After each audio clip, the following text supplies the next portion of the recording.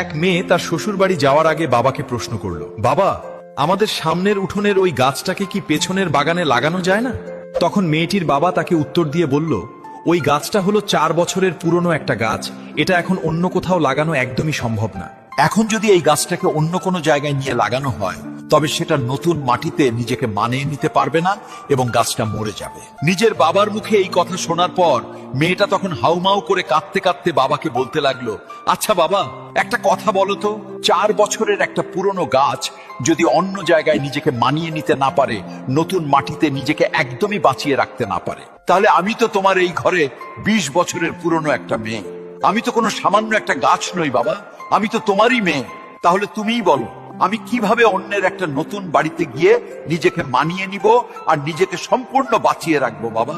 মেয়ের মুখে এমন একটা কথা শোনার পর তার পরিবারের সবাই যেন একদম অবাক হয়ে গেল, আর তার বাবা অঝরে হাউমাউ করে কাঁদতে লাগলো। আসলে আমরা ছেলেরা মেয়েদের জীবনটাকে যতটা বেশি সহজ বলে মনে করি, তাদের জীবনটা কিন্তু ততটাও বেশি সহজ নয়, অনেক কঠিন। তাই আমি এই পৃথিবীর প্রত্যেকটা ছেলেকে বলবো, আপনারা সবাই দয়া করে মেয়েদেরকে মন থেকে সম্মান করতে শিখুন এবং তাদের ভালোবাসুন।